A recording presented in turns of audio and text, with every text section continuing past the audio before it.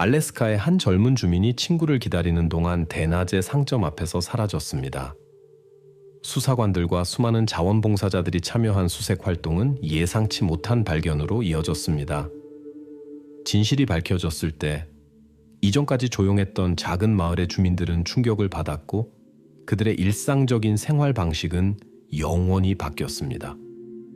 맨디 마르는 1980년 7월 19일 알래스카 최대 도시인 앵커리지에서 태어났습니다. 가족 안에는 2명의 형제도 함께 자랐습니다. 시간이 지나면서 부모님은 시끄러운 대도시를 더 조용하고 외진 곳으로 바꾸기로 결정했습니다. 그들은 앵커리지에서 수백 킬로미터 떨어진 작은 마을인 타즐리나를 선택했습니다. 알래스카의 끝없는 광활함 속에 잊혀진 이곳은 300명도 채 안 되는 주민이 살고 있었습니다.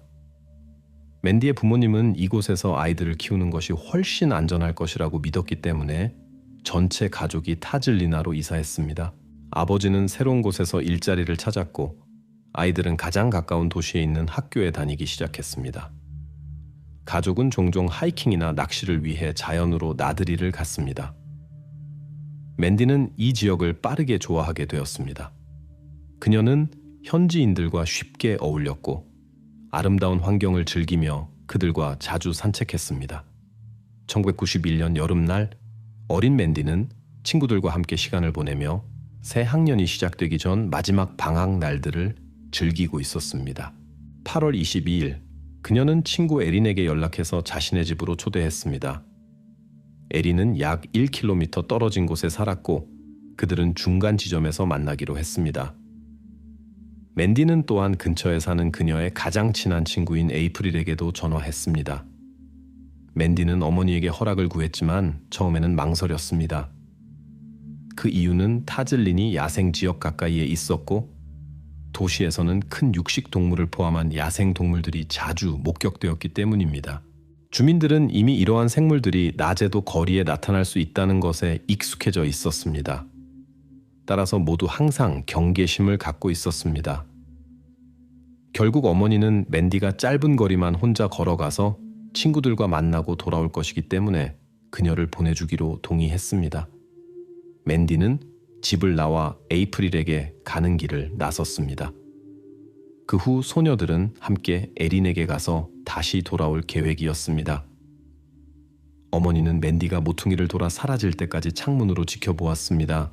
에이프릴과 맨디, 두 어린 친구는 즐겁게 시간을 보내고 있었습니다. 산책 중 에이프릴은 실수로 넘어져 무릎에 상처를 입었습니다. 그녀는 찰과상을 치료하기 위해 가장 가까운 가게로 갔고 맨디를 밖에서 기다리게 했습니다. 그러나 에이프릴이 돌아왔을 때 그녀는 친구를 현장에서 찾을 수 없었습니다. 맨디가 공통의 지인인 이린을 만났을 수도 있다고 생각하여 에이프릴은 그곳으로 향했습니다. 그녀가 이린을 만났을 때 이린도 맨디를 보지 못했다는 것을 알게 되었습니다. 처음에는 소녀들이 친구가 장난을 치고 근처 어딘가에 숨어 있다고 생각했습니다. 그들은 주변을 수색했지만 맨디는 어디에도 없었습니다. 염려된 에이프릴과 이린은 맨디가 어떤 이유로 집으로 돌아갔을지도 모른다는 희망으로 그녀의 집을 확인하기로 결정했습니다. 그러나 그곳에서도 그녀는 찾을 수 없었습니다. 맨디의 어머니는 딸 없이 딸의 친구들을 보고 놀랐습니다. 불안해진 그녀는 누군가 맨디를 보았는지 이웃들에게 물어보기 시작했습니다. 지역 자연의 위험에 익숙한 마을 주민들은 빠르게 수색 활동을 조직했습니다. 수십 명의 사람들이 맨디의 흔적을 찾기를 희망하며 인근 숲과 강변을 샅샅이 뒤졌습니다. 맨디의 부모님은 처음에 그녀가 실수로 숲길로 들어가 길을 잃었을 수 있다고 생각했습니다. 비록 그녀가 지역을 꽤 잘 알고 있었지만 그녀는 매우 어렸습니다. 야생동물의 존재는 걱정을 더욱 강하게 만들었습니다. 2시간의 성과 없는 수색 후 아버지는 경찰에 신고하기로 결정했습니다. 이 시점에서 전체 마을이 맨디의 실종을 알고 있었고 대부분의 주민들은 주변을 수색하러 나갔습니다. 공식 신고 후 경찰관들이 지상수색에 합류했고 항공기도 동원되었습니다. 수사관들은 현지인들을 그룹으로 나누어 특정 지역을 확인하기 위해 보냈습니다. 나중에는 추적견을 데리고 온 핸들러들이 합류했습니다. 냄새를 통해 맨디의 경로를 집에서부터 그녀의 친구가 마지막으로 그녀를 본 장소까지 추적할 수 있었습니다. 그 후 흔적은 사라졌습니다.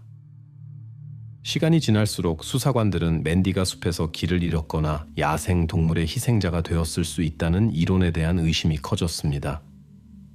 첫 번째 경우에서 그녀는 도시에서 멀리 떨어진 깊은 숲으로 들어가지 않았을 것입니다. 두 번째 경우에서는 사건의 흔적이 이미 보였을 것입니다. 추적견들의 결과 또한 불안했습니다.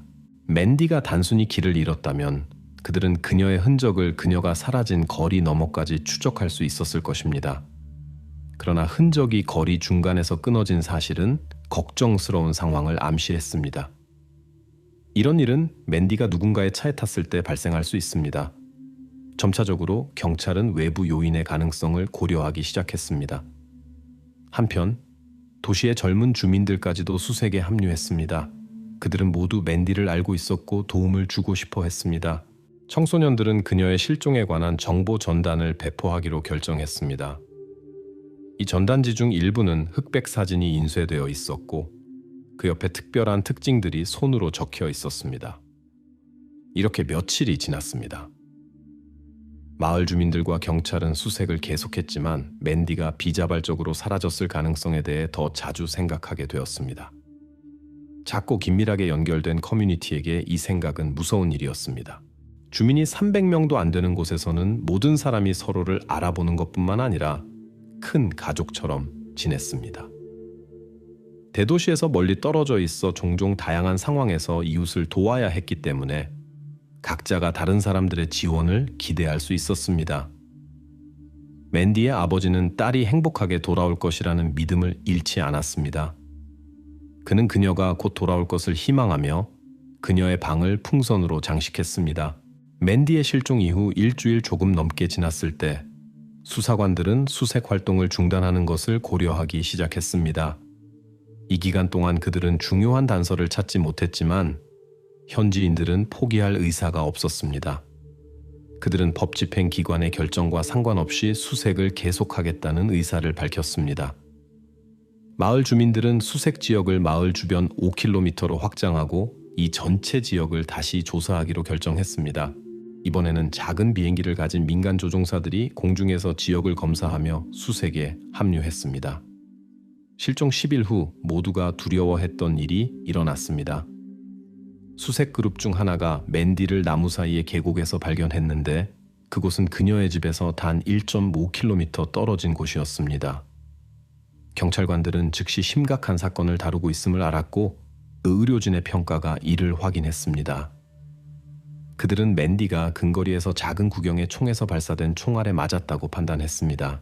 그녀가 매우 나쁜 대우를 받았다는 징후도 있었습니다.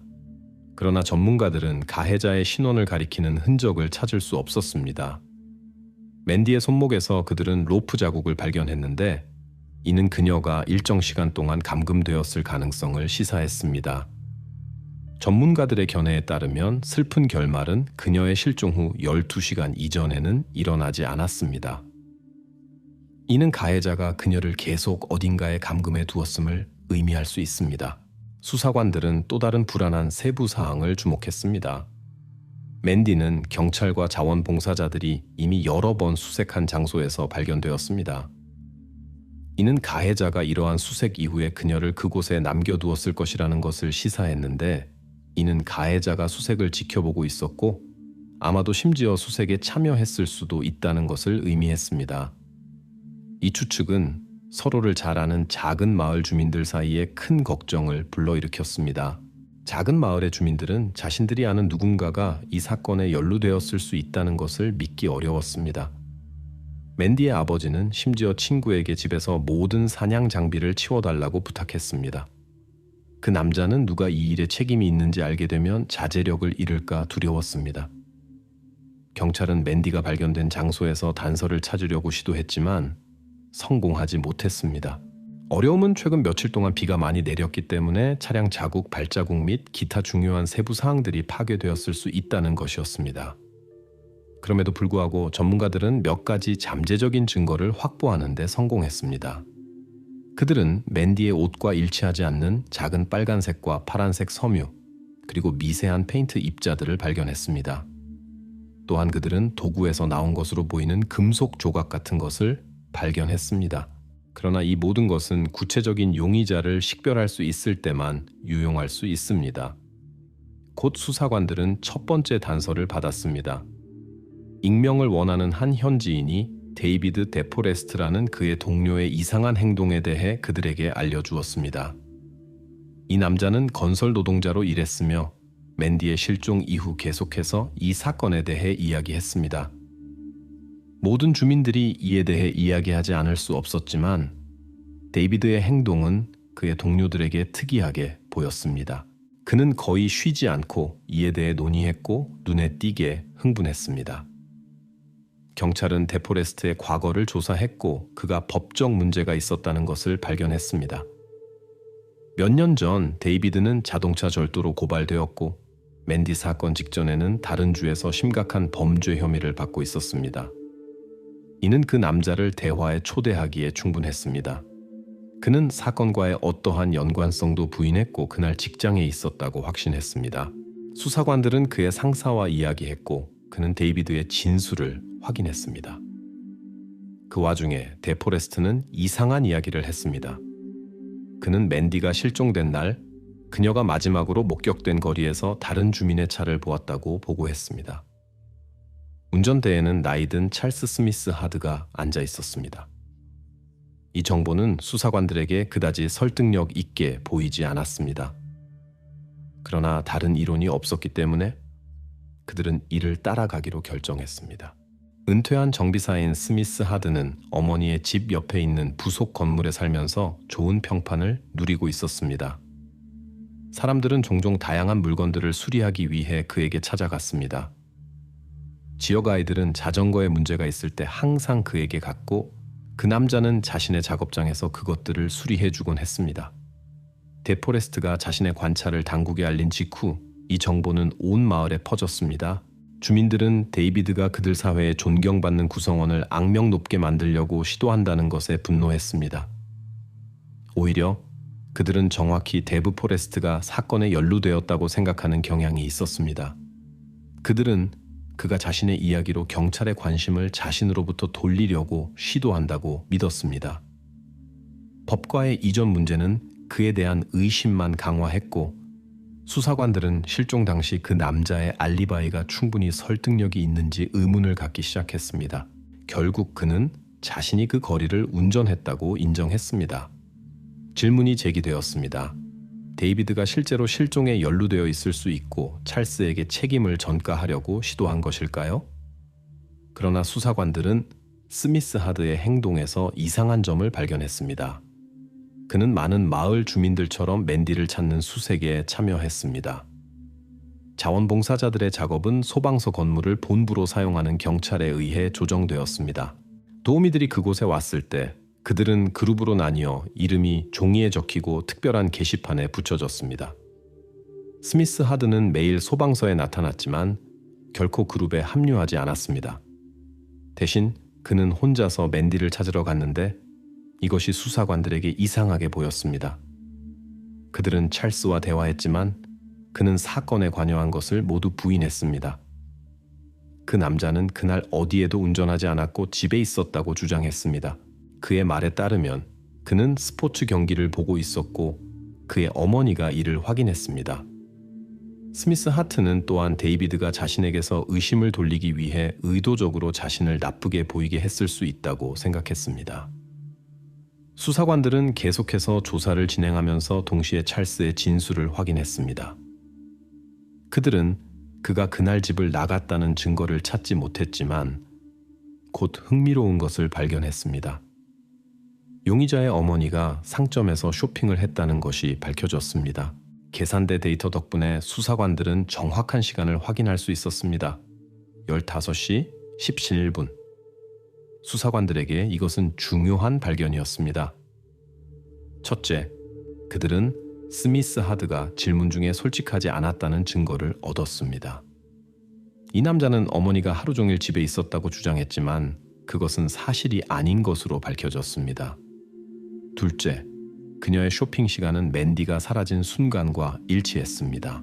따라서 이 남자는 2시간 동안 자신의 위치에 대한 증거가 없었으며 이론적으로 그 시간 동안 부적절한 행동을 하고 집으로 돌아올 수 있었습니다. 이 정보는 작은 마을에 빠르게 퍼졌고 이번에는 주민들이 찰스의 무죄에 대해 그렇게 확신하지 않았습니다. 반대로 수사관들은 이제 그의 진술을 의심할 이유가 더 많아졌습니다. 두 가족이 법 집행기관에 연락했는데 그들의 딸들이 흥미로운 정보를 제공했습니다.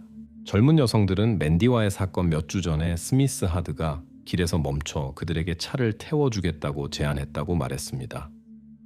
마을이 아주 작아서 모든 거리가 도보로 몇 분 안에 갈 수 있었기 때문에 젊은 여성들은 거절했습니다. 이 이야기들을 들은 후 수사관들은 불안한 세부 사항에 주의를 기울였습니다. 두 젊은 여성 모두 외모적으로 맨디와 비슷했습니다. 하지만 그게 다가 아니었습니다.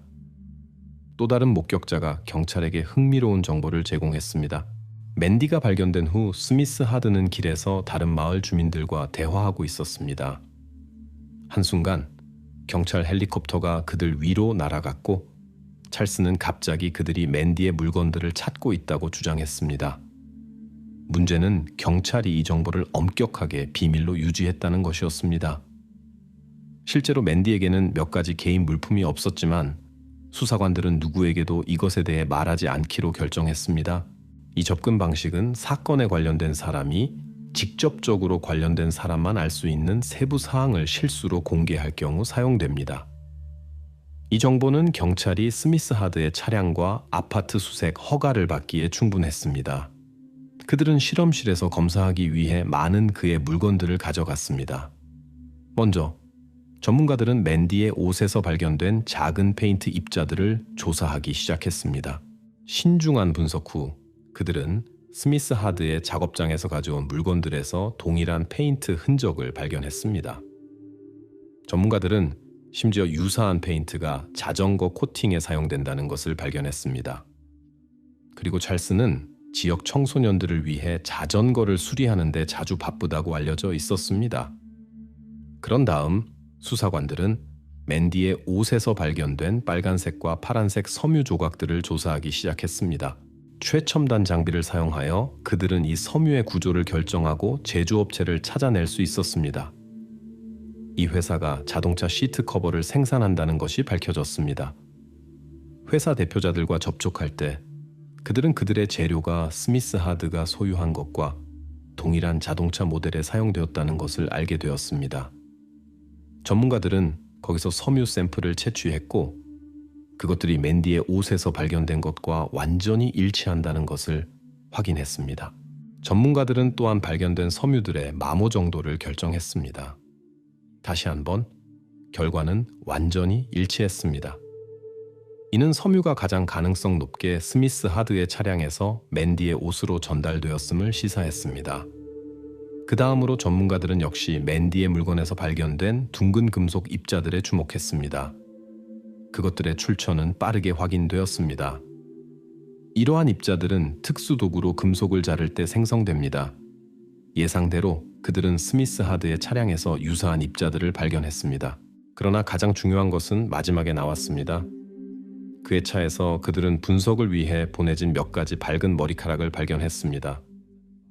결과는 모두가 이미 의심하고 있던 것을 확인했습니다. 머리카락은 맨디 레머에게 속한 것이었습니다. 이 모든 것이 수사관들에게 찰스가 사건에 관여했다는 확신을 주었지만 그들은 가능한 한 많은 증거를 수집하고 싶었습니다. 따라서 그들은 스미스 하드의 과거를 조사하기 시작했고 그가 2번 결혼했었다는 것을 알게 되었습니다. 용의자에게는 여러 주에 살고 있는 여러 딸들이 있었습니다. 수사관들은 그들과 대화하기로 결정하고 그중 한 명을 캘리포니아로 찾아갔습니다. 그녀의 아버지에 대한 의심을 알게 되었을 때 여자는 눈물을 참을 수 없었습니다. 수사관을 바라보며 그녀는 아버지가 어린 시절부터 그녀와 그녀의 자매들에게 부적절하게 행동했던 고통스러운 기억들을 공유했습니다. 주목할 점은 맨디가 사고가 발생했을 때 같은 나이였다는 것입니다. 이 대화 후 찰스가 사건에 관여했다는 것에 거의 의심의 여지가 없었습니다. 같은 해 11월 그 남자는 체포되었고 사건은 법정에 회부되었습니다. 종종 그렇듯이 재판이 시작될 때까지의 대기 시간은 몇 년 동안 이어졌고 공판은 1993년에야 시작되었습니다. 찰스는 계속해서 자신의 무죄를 주장했지만 증거는 반대를 가리켰습니다. 기소 측의 견해에 따르면 이 남자는 의도적으로 잠재적인 희생자를 찾아 거리를 운전했습니다. 이는 그가 맨디와의 사건 몇 주 전에 다른 두 소녀를 태우려고 시도했다는 사실로 뒷받침되었습니다. 그가 그녀를 길에서 발견했을 때 찰스는 그녀를 태워주겠다고 제안하거나 그의 채 탑승하도록 어떤 식으로든 그녀를 설득했을 수 있습니다. 그 후 그는 아마도 그녀를 그의 작업장으로 데려갔고 그곳에서 그녀는 약 12시간 동안 비좁은 환경에서 지냈습니다. 그 후 그녀는 숲이 우거진 지역으로 옮겨졌고 그곳에서 피할 수 없는 일이 벌어졌습니다.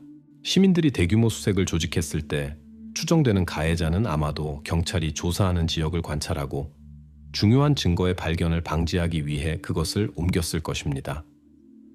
찰스는 자신의 무죄를 주장하며 진정한 범인으로 데포레스트를 지목했습니다. 그러나 이 버전은 증거로 뒷받침되지 않았기 때문에 판사는 결국 스미스 하드의 변호사가 배심원들 앞에서 이 방어 노선을 추구하는 것을 금지했습니다. 법정 소송은 상대적으로 빠르게 완료되었고 찰스 스미스 하드는 유죄 판결을 받았습니다. 그는 114년 징역형을 선고받았는데 이는 사실상 종신형을 의미했습니다. 그의 변호인은 여러 번 판결에 이의를 제기하려고 시도했고 1999년에 성공했습니다. 그는 알래스카 대법원을 설득하여 그의 의뢰인에 대한 재판이 위반으로 이루어졌다고 인정받았습니다. 이는 사건에 다른 사람들의 참여를 증명하려는 시도를 금지한 것과 관련이 있었습니다. 결국 스미스 하드 사건의 법원 판결은 형식적으로 무효화되었지만 그는 새로운 재판을 기다리며 구금된 상태로 남았습니다.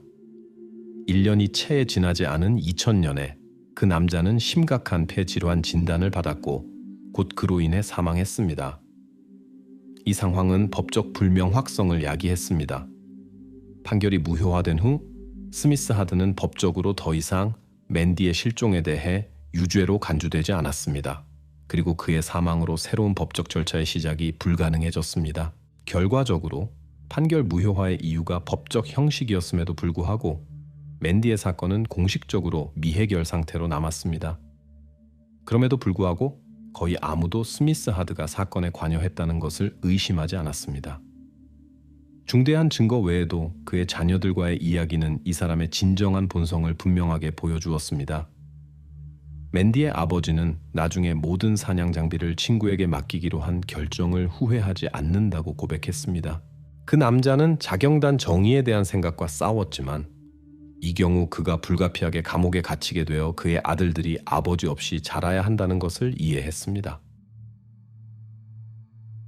이것은 많은 증거가 그의 죄를 암시함에도 불구하고 실종에 연루된 사람이 어떻게 수년 동안 법의 심판을 피할 수 있는지에 관한 이야기입니다.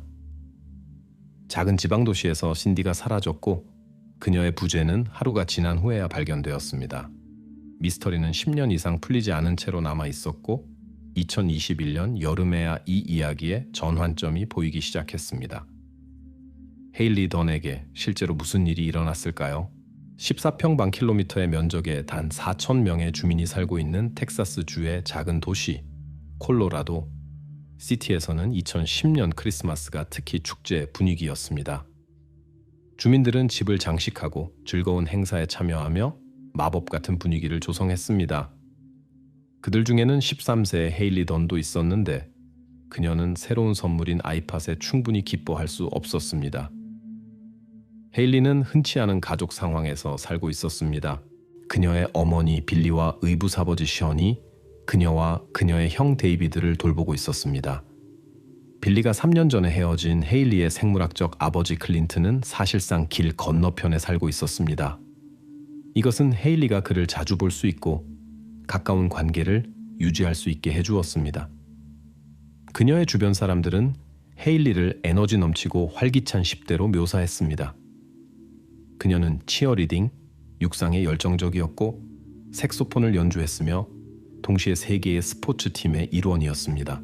12월 26일 헤일리는 아버지와 함께 하루를 보내며 선물을 풀고 저녁에는 집으로 돌아와 잠자리에 들기 전에 비디오 게임을 했습니다. 다음 날 아침 빌리와 션은 일하러 갔습니다. 어머니는 평소처럼 자녀들과 연락을 유지하기 위해 휴대전화를 집에 두고 떠나기 전에 여전히 자고 있는 딸을 평소처럼 들여다보았습니다. 션은 도시에서 30분 운전거리에서 일했습니다. 그의 진술에 따르면 그는 그날 경영진과 갈등이 있어서 단 10분만 일했습니다. 그 후 션은 어머니를 방문하고 오후 3시쯤 콜로라도 시티로 돌아왔습니다. 저녁에 빌리를 일터에서 데리고 온 후 션과 헤일리의 어머니는 헤일리가 집에 없다는 것을 발견했습니다. 션은 헤일리가 낮에 자신을 찾아와서 아버지에게 가고 나서 친구 집에서 자기로 했다는 계획을 이야기했다고 말했습니다. 이런 행동은 헤일리에게 일반적이었기 때문에 빌리는 걱정하지 않았습니다. 콜로라도 시티와 같은 작은 도시에서는 종종 안정감이 지배적입니다. 부모들은 자녀들에 대해 덜 걱정하고 아이들에게 나쁜 일이 일어날 수 없다고 가정합니다. 그러나 때로는 이러한 부주의가 예상치 못한 결과를 초래할 수 있습니다. 12월 28일은 불안한 소식을 가져왔습니다. 헤일리가 집에 돌아오지 않았고 이로 인해 빌리는 지인들에게 전화를 걸었습니다. 헤일리가 묻기로 했다고 한 친구의 부모는 놀랐습니다. 그들은 그런 계획에 대해 아무것도 몰랐습니다. 헤일리가 아버지에게도 나타나지 않았다는 것이 밝혀졌습니다. 걱정된 빌리는 이웃을 방문했지만 아무도 그녀의 딸을 보지 못했습니다. 오후 2시쯤 어머니는 경찰에 연락했습니다. 그러나 경찰관들은 그것이 자발적인 가출이라고 생각했고 이는 수사 과정에 부정적인 영향을 미쳤습니다. 이러한 경우는 다른 상황에서의 실종만큼 심각하게 취급되지 않습니다. 빌리와 클린트의 집을 수색했고 다음 날 수색견이 투입되었습니다. 개들은 지역 모텔로 이어졌는데 이는 모두를 혼란스럽게 했습니다. 직원들은 헤일리를 보지 못했고 카메라도 그녀를 기록하지 않았으며 건물을 철저히 수색해도 결과가 나오지 않았습니다. 개들은 모텔을 가리켰지만 헤일리가 그곳에 있었던 적이 없는 것 같았습니다. 헤일리의 실종 소식은 도시를 충격에 빠뜨렸습니다. 수십 명의 자원봉사자들이 수색에 합류했습니다. 일부는 주변을 조사하고 다른 사람들은 전단지를 배포했습니다. 여기서 친척들의 이상한 행동이 나타났습니다. 헤일리의 아버지 클린트는 거의 거리를 떠나지 않고 쓰레기통까지 포함한 모든 숨겨진 구석을 살펴보았습니다. 그는 집에 앉아서 기다릴 수 없다고 말했습니다. 반면 빌리와 션은 그런 열정을 보이지 않았습니다. 어머니는 전단지를 배포했지만 이것이 절망적인 상황이라는 인상을 주기 때문에 딸을 찾는 것을 거부했습니다. 션은 수색에 전혀 참여하지 않았습니다. 그러나 가장 놀라운 일은 12월 31일 헤일리가 사라진 지 4일 후에 일어났습니다. 빌리와 션은 친구들, 음악, 즐거움이 있는 새해 파티를 열었습니다. 실종된 헤일리의 어머니의 이런 행동은 많은 사람들에게 놀라움을 안겼습니다. 헤일리의 신비로운 실종 일주일 후인 1월 3일, 법집행기관은 그녀를 공식적으로 실종자로 선언했습니다. 이로 인해 FBI와 텍사스 레인저스를 포함한 더 중대한 기관의 개입이 가능해졌습니다. 이러한 기관의 대표자들이 콜로라도 시티에 도착하여 자체 조사를 시작했습니다. 자원봉사자들은 수색을 계속했고 텍사스 전역과 그 너머에 헤일리의 실종에 관한 정보가 담긴 수백 개의 광고판이 나타났습니다. 수사관들은 자발적인 이탈 이론을 폐기했습니다. 첫째, 그런 행동에 대한 이유가 없었습니다. 전날 헤일리는 최고의 기분이었고 가출하는 경향을 보인 적이 없었습니다. 둘째, 그녀의 모든 물건이 방에 남아 있었는데 이는 집을 떠난다는 생각과 맞지 않았습니다. 수사관들의 주의는 빌리와 션의 이상한 행동에 집중되었습니다. 수색에서의 그들의 소극성과 새해 파티는 질문을 제기했습니다. 커플이 12월 27일에 계좌에서 $140를 인출하여 아이들이 없을 때 소비한 금지 물질을 구매했다는 것이 밝혀졌습니다. 1월 6일 빌리와 션이 거짓말 탐지기 테스트를 받았다는 것이 알려졌습니다. 결과는 명확하지 않았습니다. 빌리는 2번의 시도에 실패했습니다. 첫 번째 질문 동안 그녀는 어떤 약물의 영향 아래 있었고, 2번째 결과는 거짓말을 보여주었습니다. 션은 2번의 시도에 실패했고 질문을 마치지 않고 3번째를 중단했습니다. 이후 빌리는 션이 딸의 실종에 관여했다고 의심하며 그에게 이사를 요구했습니다. 1월 12일, 경찰은 션을 공식적으로 용의자로 선언했습니다. 이에 기여한 여러 사실들이 있습니다. 빌리와 그녀의 딸에 대한 위협을 포함한 커플의 긴장된 관계, 커플이 관심을 가졌던 연쇄 범죄자에 관한 발견된 자료들, 션의 전화 위치 데이터는 헤일리의 실종 당일 사건에 대한 그의 버전을 확인하지 않았습니다. 그는 실제로 잠시 일하러 갔다가 이전에 주장했던 것처럼 어머니에게 가는 대신 콜로라도 시티로 돌아왔습니다. 얼마 후에야 그는 어머니의 집으로 갔습니다. 이동통신 타워를 통한 위치 결정의 정확도가 몇 마일로 제한된다는 점을 기억하는 것이 중요합니다. 추가적으로 션이 해고된 것이 아니라 자발적으로 사직했다는 것이 밝혀졌는데, 그는 사직 의사를 전달하기 위해 회사에 와서 곧바로 콜로라도 시티로 돌아갔습니다. 헤일리의 실종에 대한 조사에서 수사관들은 불안한 세부 사항들을 발견했습니다. 헤일리의 친구들은 그녀가 종종 션에 대한 걱정을 표현했다고 보고했습니다.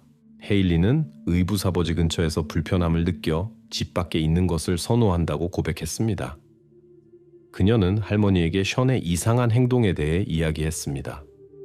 그는 종종 밤에 그녀의 문 앞에 서 있었고, 그녀는 그가 자신의 방에 들어올까봐 매우 걱정했습니다. 헤일리의 삼촌과 션 사이의 대화가 주목할 만했습니다.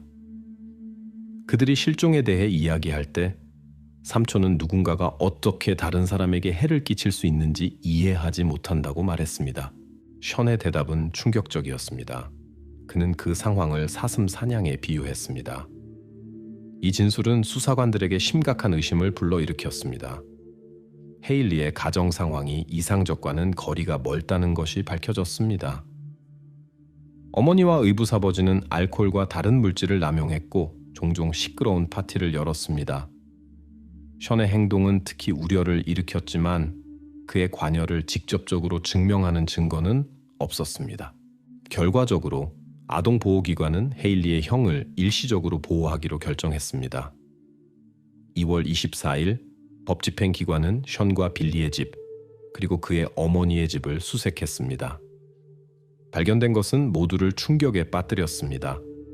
전자기기에서 미성년자와 관련된 많은 양의 부적절한 자료가 발견되었습니다. 그럼에도 불구하고 션은 알 수 없는 이유로 처벌을 피했습니다. 게다가 압수된 장비는 그의 아버지의 요청에 따라 반환되었습니다. 3월 17일 경찰은 다시 션에 관한 질문을 가지고 왔습니다. 빌리는 그의 존재를 숨기려고 시도했지만 제시된 수색 영장의 도움으로 그는 집에서 발견되었습니다. 이로 인해 빌리는 트래비스 카운티에서 90일 구금과 1년의 지역사회 봉사형을 받았습니다. 석방 후 그녀는 션과 함께 같은 지역에 계속 살았습니다. 그러나 2012년까지는 커플이 헤어졌습니다. 빌리는 딸의 수수께끼 같은 실종에 션이 관여했을 가능성에 대해 진지하게 생각하기 시작했고, 이는 그들의 관계와 과거 사건에 대한 재평가로 이어졌습니다. 수사는 막다른 골목에 도달했습니다. 경찰은 새로운 단서를 찾지 못했고, 자원봉사자들은 실종자의 흔적을 발견하지 못했습니다. 상황은 2013년 3월 16일에 바뀌었는데, 한 휴가객이 빌리와 션의 집에서 20마일 떨어진 스커리 카운티의 JB 토마스 호수 근처에서 불안한 무언가를 발견했습니다. 전문가들은 분석을 수행하여 이 발견물이 헤일리 던과 관련이 있다고 판단했습니다. 법집행기관은 세부 사항을 공개하지 않았지만 소식통은 둔기의 가능한 사용을 암시했습니다. 다이애나 조직은 자료를 텍사스 식별센터로 보냈습니다. 2013년 4월 26일 스커리 카운티 행정부는 공식 확인을 받았습니다. 발견물은 실제로 실종된 헤일리 던과 관련이 있었습니다. 이 발견 이후 수사는 새로운 힘으로 재개되었습니다. 당국은 해결로 이어질 정보에 대해 15천 달러의 보상금을 제공했습니다. 션은 다시 의심을 받았지만 여전히 그에 대한 직접적인 증거는 없었습니다. 그러나 간접적인 증거는 존재했습니다. 발견물은 션의 어머니 집에서 몇 마일 떨어진 곳에서 발견되었으며 이는 그의 전화 위치 데이터와 일치했습니다. 거리가 가까웠기 때문에 션은 모든 것을 처리할 시간이 있었습니다. 또한 그는 이 지역에서 자랐고 잘 알고 있었습니다. 그러나 수사관들은 더 이상의 단서를 찾지 못했고 사건은 다시 여러 해 동안 중단되었습니다. 헤일리의 가족은 추모 예배를 열기 위해 4년을 기다려야 했습니다. 그것은 2017년 1월에 열렸습니다. 2018년 헤일리의 아버지 클린트는 공개적으로 션과 빌리에 대한 의심을 표명했습니다. 그의 의견으로는 어머니가 진실을 숨기는 것을 도왔거나 직접 사건에 관여했다는 것입니다. 같은 해에 그는 사건에 대한 대중의 관심을 끌기 위해 수많은 인터뷰를 시작했습니다. 그 남자는 처음 몇 년 동안 경찰을 귀찮게 하지 않으려고 했지만 그의 인내심이 소진되었다고 고백했습니다. 그의 의견으로는 수사관들이 수사에 충분한 관심을 기울이지 않았고 마지막 희망은 정보의 광범위한 전파였습니다. 이러한 노력은 결과를 가져왔습니다. 2019년 한 익명의 사람이 클린트에게 연락하여 2011년에 헤일리의 것으로 보이는 물건들을 발견했다고 알렸습니다. 이 시점에서 이 사람은 학생이었고 실종에 대해 아무것도 몰랐기 때문에 발견물을 경찰에 보고하지 않았습니다. 이 물건들에 대한 세부 사항은 오늘날까지 공개되지 않고 있습니다. 클린트는 단지 그것들이 자원봉사자와 경찰관 모두가 반복적으로 수색한 장소에서 발견되었다고만 언급했습니다. 사건에 예상치 못한 전환이 있었습니다. 헤일리의 사건에서 일하고 클린트와 접촉하고 있던 사설 탐정 에리카 무어는 션에 대한 불안한 사실들을 발견했습니다. 2019년 말 그녀는 텍사스의 다양한 여성들로부터 메시지를 받기 시작했습니다. 모두 케이시라는 이름을 사용하는 한 남자의 인터넷상에서의 집요한 관심에 대해 불평했습니다. 그는 단지 암시적인 메시지로 그들을 괴롭히는 것뿐만 아니라 부적절한 자신의 사진과 비디오도 보냈습니다. 션이 같은 중간 이름을 가지고 있다는 것을 알고 에리카는 여성들에게 받은 자료를 그녀와 공유해 달라고 요청했습니다. 그녀의 의심은 맞았습니다. 그것은 실제로 션이었습니다. 탐정은 피해자 중 한 명이 경찰에 션을 고발하도록 설득했습니다. 그러나 경찰서는 사건을 시작하기를 거부하고 여성들이 사실을 왜곡했다고 비난했습니다. 에리카의 전략은 간단했습니다. 그녀는 션이 헤일리의 실종에 관여했다고 확신했습니다. 그를 그것으로 체포할 수 없었기 때문에 온라인 스토킹 이야기는 잠재적으로 위험한 사람을 잠시 동안 격리시킬 수 있었을 것입니다. 그러나 이 계획은 성공하지 못했습니다. 수사는 다시 정체되었고 2021년 5월까지 예상치 못한 일이 일어났습니다. 에리카와 클린트는 지방검사 사무실로 긴급히 소환되었습니다. 거기서 그들은 오랫동안 기다려온 소식을 들었습니다. 헤일리의 실종에 책임이 있는 사람이 6월에 체포될 것이라고 했습니다. 물론 이 정보는 10년의 기다림 끝에 마침내 용의자가 체포된 2021년 6월 14일까지 엄격하게 비밀로 유지되었습니다. 법집행기관은 션을 체포하여 헤일리의 실종과 관련된 심각한 혐의를 제기했습니다. 그는 현재 구금 상태에서 재판을 기다리고 있습니다. 보석금은 $200만. 흥미롭게도 체포로 이어진 세부 사항은 아직 공개되지 않고 있습니다. 아마도 이 정보는 재판 중에만 공개될 것입니다. 알려진 것은 수사관들이 체포 직전에 션의 DNA 분석 허가를 받았다는 것뿐입니다. 아마도 이것은 이미 2011년에 발견된 헤일리의 물건들과 관련이 있을 것입니다. 전 파트너의 체포에 대한 빌리의 반응은 양면적이었습니다. 그녀는 션이 딸의 실종에 관여했다는 것에 놀라지 않았지만 마지막까지 그의 무죄를 희망했다고 말했습니다. 빌리는 션을 보호함으로써 이전에 적극적으로 수사를 방해했음에도 불구하고 정의가 승리할 것에 대해 높은 권력에 감사했습니다. 재판 시작 날짜는 아직 정해지지 않았습니다. 사건의 결과를 예측하기는 어렵습니다. 모든 것은 현재 비밀로 유지되고 있는 증거의 타당성에 달려 있을 것입니다. 주목할 만한 것은 션이 10년 이상 자유롭게 지냈다는 것입니다. 비록 많은 것이 그의 관여를 암시했음에도 불구하고 친구들과 친척들에게 한 헤일리의 불만, 금지된 자료들, 신문에서의 지속적인 거짓말, 문자 그대로 모든 것이 의심을 불러일으켰습니다. 빌리가 처음에 딸의 운명에 대한 진실을 찾는데 특별한 열정을 보이지 않았다는 점은 주목할 만합니다. 반면 클린트는 모든 노력을 기울였고 그의 목표를 달성한 것으로 보입니다. 에리카 무어는 인터뷰에서 그의 적극적인 참여 없이는 사건이 미해결로 남았을 수 있다고 암시했습니다. 그녀는 자세한 내용을 밝히지 않았지만 헤일리에 발견된 물건들에 관한 이야기를 기억하는 것이 적절합니다.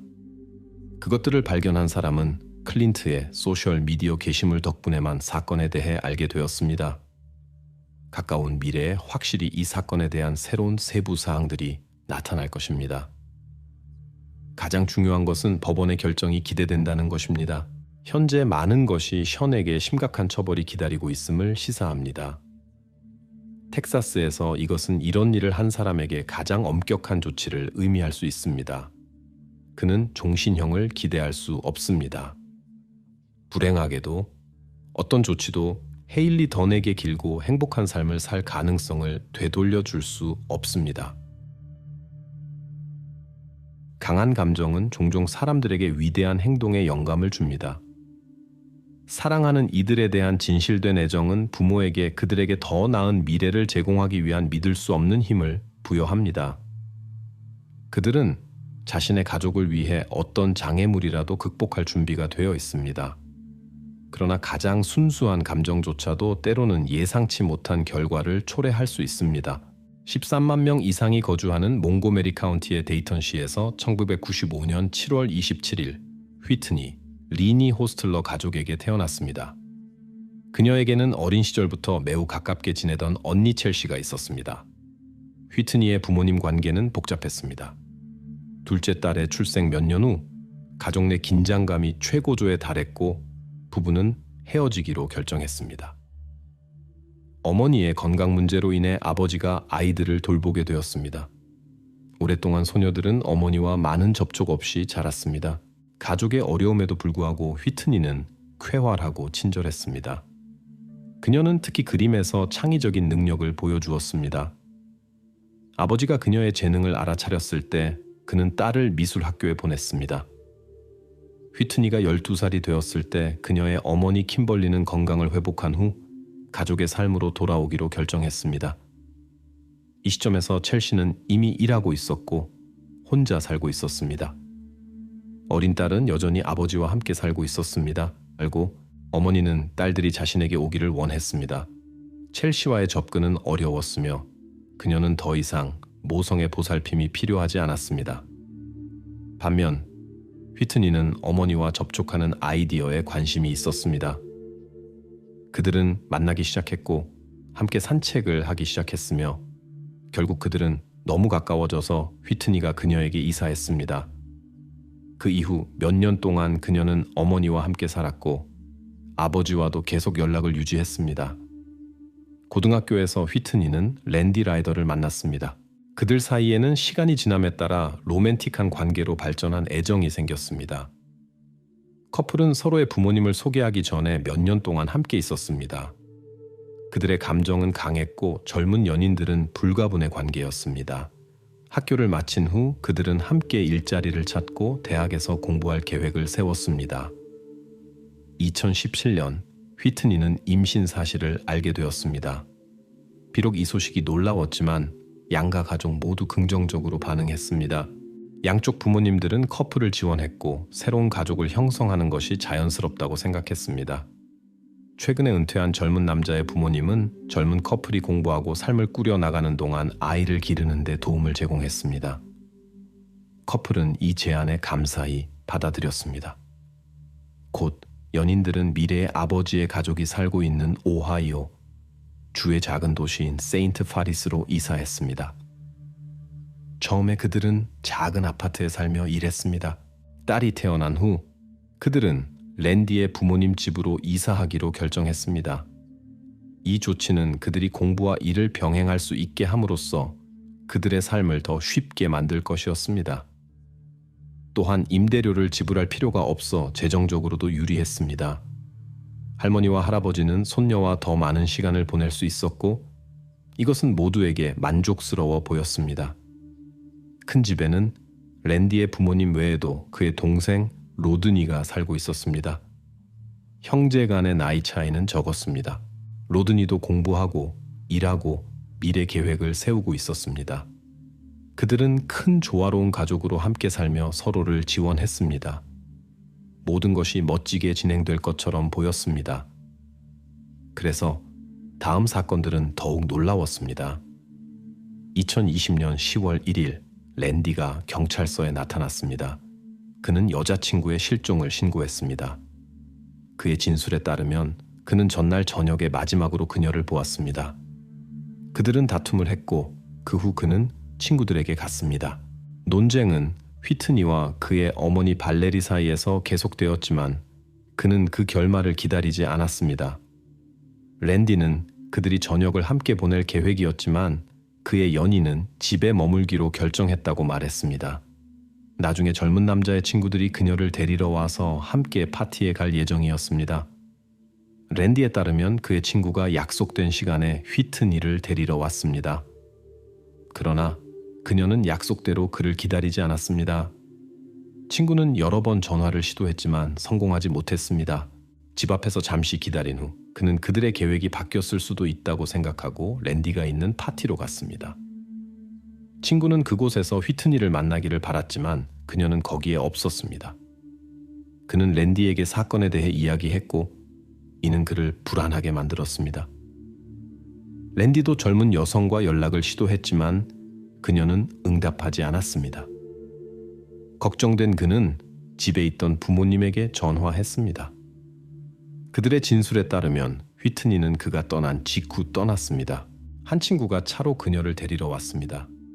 발레리는 젊은 여성이 탑승한 진한 유리창이 있는 알 수 없는 차를 진입로에서 보았습니다. 그러나 그 여성은 정확히 누가 휘트니를 데리러 왔는지 그리고 차량에 몇 명이 있었는지 알아볼 수 없었습니다.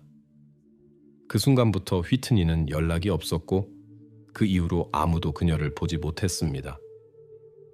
젊은 남자는 휘트니가 친구들을 방문하고 돌아올 것이라는 희망으로 하루 더 기다렸습니다. 그는 모든 지인에게 전화했지만 아무도 휘트니를 보지 못했습니다. 랜디는 젊은 여성이 누구와 함께 떠났는지 알아내지 못했고 그 후에야 그는 경찰에 신고했습니다. 물론 수사관들은 처음에 랜디가 사건에 관여했다고 의심했습니다. 왜냐하면 보통 이런 경우에는 가까운 사람들이 연루되어 있기 때문입니다. 그러나 젊은 남자는 그의 진술에 대한 신뢰할 수 있는 확인을 가지고 있었습니다. 파티에 있던 여러 목격자들, 부모님도 그가 혼자 떠나는 것을 보았습니다. 파티에서 랜디는 친구들을 만났고 그들과 함께 있었으며 한 지인이 와서 휘트니를 데리러 갈 수 없었다고 알리기 전까지 그녀는 이미 떠났다는 것입니다. 이 사람은 랜디의 이야기를 확인했습니다. 경찰관들은 실종된 여성의 어머니에게 연락하여 젊은 여성이 그녀에게 나타났는지 알아보았습니다. 그녀는 딸을 만나지 않았다고 부인했습니다. 그녀의 말에 따르면 아이의 아버지와의 문제로 인해 휘트니는 모든 문제를 해결하고 곧 어린아이와 함께 그녀에게 돌아오기로 약속했습니다. 그 여성은 휘트니가 그냥 사라질 수 없다고 주장했습니다.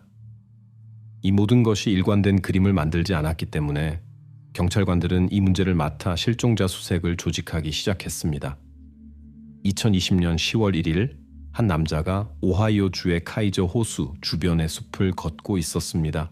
절벽에 도달했을 때 그는 아래에서 이상한 것을 발견했습니다. 돌들 사이에서 이상한 색깔의 물체가 눈에 띄었습니다. 자세히 보니 그 남자는 협곡 바닥에서 움직이지 않는 형체를 발견했습니다.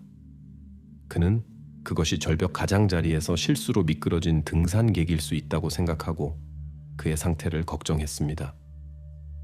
지나가던 사람은 누워있는 사람을 부르려고 시도했지만 대답이 없었습니다. 가파른 경사로를 내려가는 것은 너무 위험해 보였기 때문에 그 남자는 현명하게 구조대를 부르기로 결정했습니다. 곧 전문가들이 도착했습니다. 누워있는 사람에게 도착했을 때 구조대원들은 그것이 위급한 상태의 젊은 여성임을 확인했습니다. 그녀의 상황이 낙상과 관련이 없다는 것이 분명해졌습니다.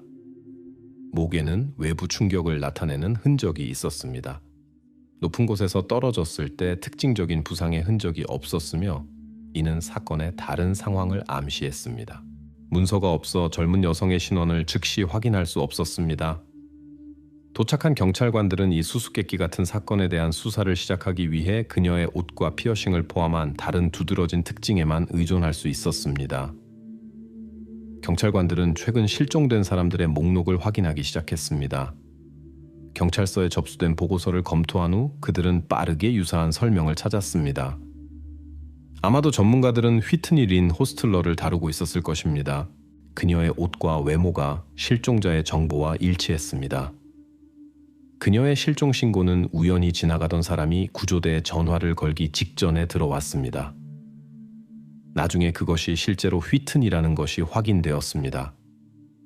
전문가들은 비극의 원인이 질식이라고 의심했습니다.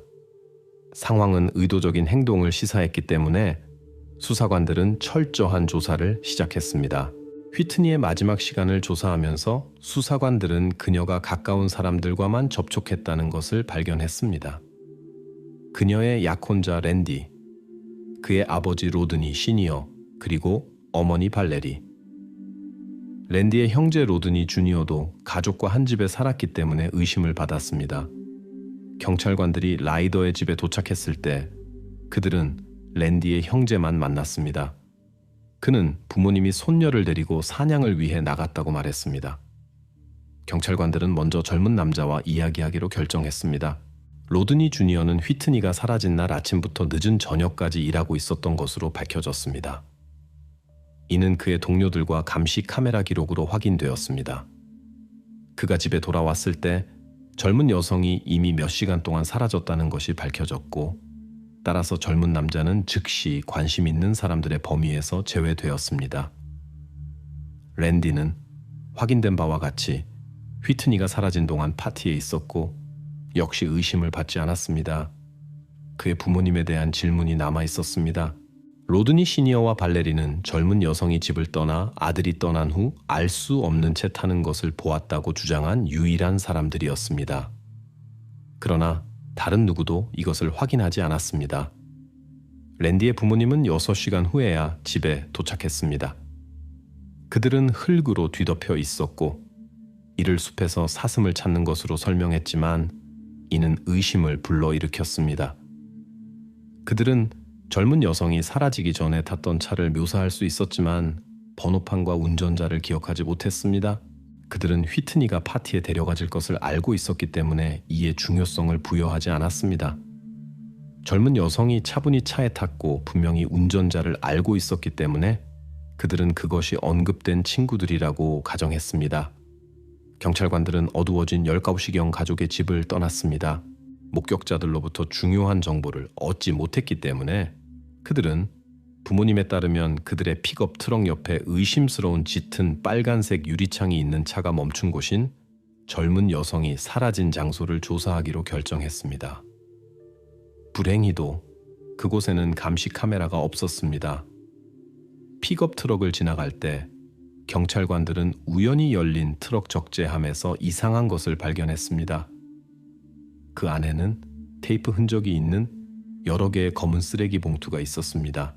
옆에는 여성용 샌들과 장갑이 있었습니다. 모든 것이 더러웠습니다. 물건들의 조합이 이상해 보였고 어떤 사냥 장비와도 비슷하지 않았습니다. 법집행관들은 이런 물건들이 보통 어떤 불쾌한 경우에 사용되는지 알고 있었습니다. 테이프를 조사하면서 수사관들은 색깔과 길이가 휘트니의 머리카락과 유사한 몇 가지 뽑힌 머리카락을 발견했습니다. 내부에는 또한 큰 두 바퀴 수화물 카트가 있었습니다. 그것은 마치 최근에 시골길에서 사용된 것처럼 매우 더러웠습니다. 수사관들은 조심스럽게 진행하고 차량 소유자에게 그들의 발견을 알리지 않기로 결정했습니다. 그들은 가족이 젊은 여성의 실종에 관여했을 수 있다고 의심했습니다. 잠재적 용의자인 라이더 가족을 놀라게 할까봐 두려워 경찰관들은 조용히 집으로 돌아가 실종자의 방을 조사할 수 있는 허가를 요청했습니다. 수사관들은 조사를 수행하고 분석을 위해 휘트니의 휴대폰과 컴퓨터를 얻고 싶었습니다. 발레리의 부모님은 경찰관들을 들여보내기로 동의했습니다. 젊은 부부의 방에서 그들은 실종된 여성의 전화기와 트럭 적재함에서 발견된 것과 동일한 머리카락 잔류물이 있는 거의 빈 테이프롤을 발견했습니다. 경찰관들은 소유자들에게 이를 알리고 설명을 요청했습니다. 그들은 침착하게 남아 질문에 답하기 시작했습니다. 부모님에 따르면 휘트니는 그날 방을 정리했고 그녀가 머리를 빗을 때 우연히 머리카락이 테이프에 붙었을 수 있다고 했습니다. 그들은 그녀가 사건 직전에 아팠고 탈모로 고통받았다고 주장했습니다. 랜디를 포함한 모두가 이 버전을 확인했습니다. 진술의 확신과 혼란의 부재에도 불구하고 수사관들은 발레리와 그녀의 남편의 진실성에 의심이 생겼습니다. 가족은 꽤 침착하게 행동했습니다. 그들이 젊은 여성의 실종에 대해 걱정하고 있다는 것을 볼 수 있었지만 그들은 명확하게 말했습니다. 경찰관들은 발견된 물건에 대해 그들에게 질문했을 때 어머니와 아들들의 행동에서 특별히 이상한 것을 발견하지 못했습니다. 그러나 나이든 로드니는 매우 흥분해 보였습니다. 그는 수사관들의 질문에 답하기 전에 오랫동안 생각했습니다.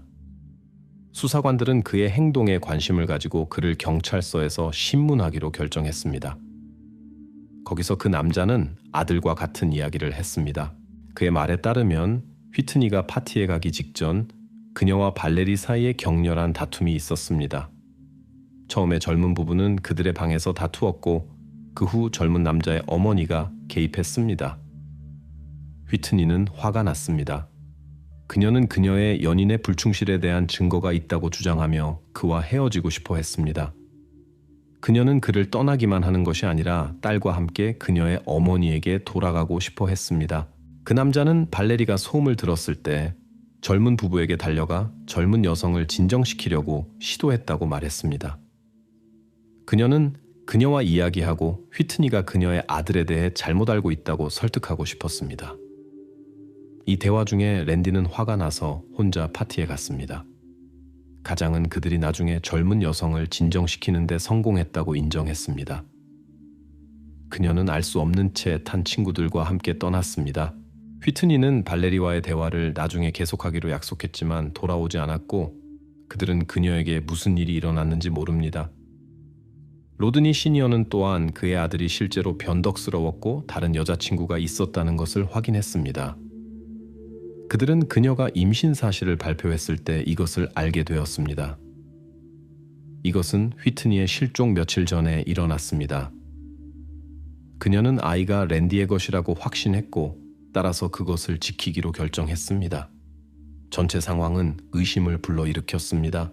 특히 젊은 남자가 수사관들과의 첫 대화에서 이러한 세부 사항을 밝히지 않았기 때문입니다. 또한 그의 가족은 젊은 여성을 없애고 싶어 하는 동기가 있었을 수 있습니다.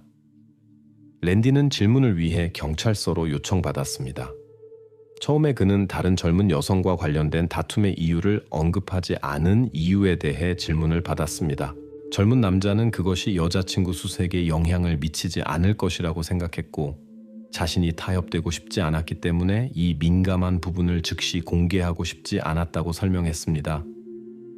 이 시점에서는 휘트니의 슬픈 운명이 아직 알려지지 않았습니다. 그러나 수사관들은 바로 이 사실과 젊은 남자의 부모와의 다툼이 주인공의 운명에 치명적인 역할을 했을 수 있다고 의심했습니다. 그런 다음 랜디는 아버지의 진술을 확인했습니다. 그는 다툼 중에 그와 휘트니가 1층에 있는 그의 방에 있었다고 인정했습니다.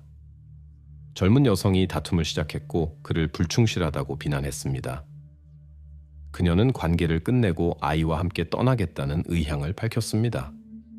어머니가 개입했고 그들은 격렬하게 토론하며 아래층으로 내려갔습니다. 곧 다툼은 조용해졌지만 젊은 남자는 이상한 소리를 들었습니다. 이러한 소리는 그에게 불안이나 의심을 일으키지 않았습니다. 랜디는 방에 남아 그것들의 주의를 기울이지 않았습니다. 모든 것이 조용해진 후 얼마 지나서 매우 흥분해 보이는 아버지가 그에게 왔습니다. 그 남자는 그에게 예상치 못한 부탁을 했습니다. 그는 아들에게 며칠 동안 집을 떠나 쉽게 찾을 수 있는 곳에 있어 달라고 부탁했습니다. 랜디는 이 이상한 부탁의 이유를 묻지 않았습니다. 그는 단순히 필요한 물건을 챙기고 저녁을 보내고 싶었던 친구들에게 갔습니다. 그 후에 휘트니는 다시 나타나지 않았습니다. 젊은 남자의 행동은 특이하게 보였습니다. 수사관들은 그가 왜 아래층에서 무슨 일이 일어났는지 묻지 않고 아버지의 요청에 따라 기꺼이 집을 떠났는지 궁금해했습니다. 랜디는 연인과의 상황이 그를 매우 동요시키고 균형을 잃게 했다고 자신을 정당화했습니다. 그래서 그는 부모님을 신뢰하기로 결정했습니다. 젊은 남자는 아버지가 이런 식으로 관계를 잠시 쉬고 휘트니에게 진정할 시간을 주자고 제안하는 것이라고 생각했습니다. 젊은 여성과의 다툼 때문에 랜디는 그녀를 찾지 않고 그냥 혼자 떠났습니다.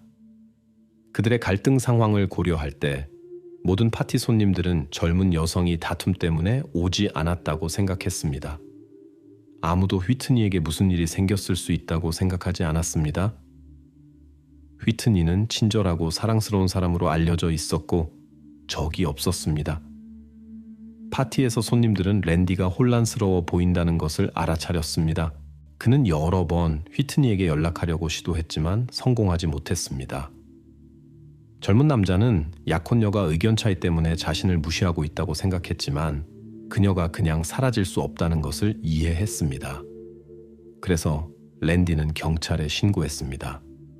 나중에 휘트니는 협곡에서 발견되었습니다. 증거는 랜디의 부모가 1층에 있는 동안 사건에 연루되었음을 시사했습니다. 그들은 모든 것을 젊은 여성의 독립적인 결정으로 표현하려고 했지만 경험 많은 전문가들과 수사관들은 이 속임수를 간파했습니다. 수사관들은 발레리, 랜디, 로드니, 시니어에게 발견에 대해 알려주어 그들의 반응을 관찰했습니다. 이 소식 후 로드니 시니어는 눈에 띄게 긴장했고 이는 의심스럽게 보였습니다. 그런 다음 수사관들은 결정적인 단계로 나아갔습니다. 그들은 가장에게 불쾌한 세부 사항을 숨기지 않고 휘트니가 발견된 장소의 사진을 보여주었습니다. 그의 손녀의 어머니 상태를 보고 그 남자는 무너졌습니다. 이 심리적 트릭은 진실을 밝히는데 도움이 되었습니다. 로드니 시니어는 이야기를 시작했습니다. 실종 당일 그는 1층 침실에서 쉬고 있었습니다. 그는 몇 분 동안 지속된 옆방에서 나는 불안한 소리에 의해 깨어났습니다. 그는 무슨 일이 일어나고 있는지 확인하기로 결정했습니다. 다른 침실을 들여다봤을 때 그는 침대 위에 휘트니를 보았습니다. 그녀는 움직이지 않았고 그녀의 머리에는 목 주위에 단단히 닫힌 가방이 있었습니다. 침대 옆에는 발레리가 손에 테이프롤을 들고 서 있었습니다. 그 남자는 자신이 멍해졌고 다음 몇 시간이 안개 속에서 지나간 것 같다고 말했습니다. 그의 아내는 자신이 결코 손녀를 다시 볼 수 없다는 것을 깨달았을 때 분노가 그녀를 덮쳤다고 설명했습니다. 그녀는 자제력을 잃고 휘트니를 공격했습니다. 로드니 시니어는 말을 하지 않고 기계적으로 아내를 도왔습니다. 먼저 그는 아들이 일어난 일을 보지 않도록 내보냈습니다. 돌아왔을 때 그는 발레리가 휘트니를 큰 비닐 봉투에 넣으려고 시도하는 것을 발견했습니다. 발레리는 그에게 손수레와 큰 가방을 가져와 달라고 부탁했습니다. 휘트니를 포장한 후 그들은 함께 가방을 픽업 트럭에 실었습니다. 집에 도착한 후 그들은 잠시 다음에 어디로 운전해야 할지 고민했습니다. 그들은 카이저 호수의 절벽으로 가기로 결정했습니다. 휘트니의 어린 딸을 집에 혼자 두고 싶지 않아서 그들은 그녀를 뒷좌석에 앉혔습니다. 그들은 밤늦게 현장에 도착했습니다. 어린아이는 무슨 일이 일어나고 있는지 모른 채 잠들어 있었습니다. 그 후 그들은 봉투, 테이프 잔여물, 가방, 그리고 손수레를 가져갔고 나중에 증거를 제거할 의도였지만 수사관들의 행운으로 그들은 그렇게 하지 못했습니다. 로드니 시니어는 진술 중에 매우 긴장했고 발레리는 옆방에서 조용히 있었습니다. 수사관들은 용의자들을 따로 신문했고 발레리아는 남편의 자백에 대해 아무것도 알지 못했습니다. 그녀는 거리를 두고 사건에 대한 자신의 버전을 고수했습니다. 그러나 남편의 진술에 대해 그녀에게 알려졌을 때 모든 것이 바뀌었습니다.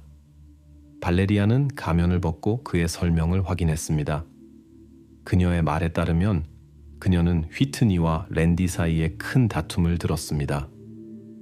개입했을 때 그녀는 휘트니가 아이와 함께 떠나고 싶어 한다는 것을 알게 되었습니다. 젊은 여성은 그들이 결코 손녀를 다시 보지 못할 것이라고 위협했고 짐을 싸기 시작했습니다. 발레리아는 사랑하는 작은 사람을 잃을까봐 두려웠습니다. 그녀는 자신의 상태를 혼란스럽다고 묘사했고 마치 자신을 외부에서 관찰하는 것 같았다고 말했습니다. 발레리아는 휘트니에게 돌이킬 수 없는 해를 끼치고 싶지 않았다고 주장했습니다. 로드니가 문에 나타났고 그 광경을 보고 얼어붙었습니다. 발레리아는 그에게 랜디를 내보내 알리바이를 만들라고 지시했습니다. 나머지 이야기는 남편의 말과 일치했습니다. 발레리아는 자신의 행동을 인식하지 못한 채 감정의 폭발 상태에서 행동했다고 주장했습니다. 그녀의 자백은 경찰관들을 충격시켰습니다. 특히 모든 일이 어린 손녀의 존재에 일어났기 때문입니다. 수사관들은 이 사건이 갑작스러운 감정 표출의 결과인지 아니면 미리 계획된 행동인지 알아내야 했습니다. 경찰은 발레리와 로드니 시니어를 체포했습니다. 랜디는 그에 대한 증거가 발견되지 않아 의심을 받지 않았습니다. 이는 주민들과 관련자들 사이에 불만의 물결을 일으켰습니다. 많은 사람들이 젊은 남자가 약혼녀와의 사건에 관여했다고 확신했습니다. 부모가 그가 딸을 계속 돌볼 수 있도록 그를 보호하기로 결정했을 것이라는 추측이 있었습니다. 로드니 시니어가 사건 당시 현장에 없었고 아내를 돕지 않았기 때문에 랜디가 공범이었고 그 후 파티에 갔을 수 있다는 추측이 제기되었습니다. 젊은 남자가 경찰과의 첫 대화에서 이미 몇 가지 세부 사항을 숨겼기 때문에 이러한 가정은 타당해 보였습니다. 또한 나이든 여성이 어떻게 젊고 강한 휘트니를 처리할 수 있었는지에 대한 의심도 있었습니다. 그러나 발레리가 실제로 강한 감정적 흥분 상태에 있었다면 이것은 가능했습니다. 랜디는 모든 혐의를 부인했고 거짓말 탐지기 테스트를 성공적으로 통과했습니다. 증거 부족으로 인해 그는 휘트니의 실종과 관련하여 기소되지 않았습니다. 2020년 12월까지 부부는 재판을 기다리며 재판 전 구금 상태에 있었습니다. 이 기간 동안 54세 로드니 시니어는 검찰의 거래를 제안했습니다. 자백과 수사에 도움을 주는 대가로 그 남자는 단 3년의 징역형을 받았습니다. 그는 2023년 3월 28일에 석방되었습니다. 53세의 발레리에 대한 재판은 2021년 2월에 시작되었습니다. 변호인은 그녀의 무죄를 증명하려고 시도했습니다. 그들은 피해자와의 사건이 알 수 없는 사람들의 행위라고 주장했습니다. 그런 다음 변호사들은 랜디와 로드니 시니어의 죄를 주장했습니다. 그러나 검찰은 이러한 주장을 반박했습니다. 증거에서 발레리와 피해자의 흔적이 발견되었습니다. 일부 물체에는 로드니 시니어의 지문이 있었는데 이는 사건과 후속 행동에서 발레리의 참여를 나타냈습니다. 그녀의 남편과 아들 랜디는 그녀에 대한 기소 측에서 증언했습니다. 이로 인해 변호 측은 피고인을 무죄 방면할 기회를 잃었습니다. 결국 배심원들은 여성을 심각한 범죄와 증거 은폐 혐의로 유죄 판결했습니다. 그녀는 21년 후 가석방 가능성이 있는 종신형을 선고받았습니다. 그녀는 2041년에 석방될 수 있습니다. 피해자의 자매인 첼시가 랜디와 휘트니의 아이에 대한 양육권을 얻었다고 알려져 있습니다. 호스틀러 가족이 양육을 담당하며 소녀는 아버지와 그의 친척들과의 접촉이 금지되어 있습니다.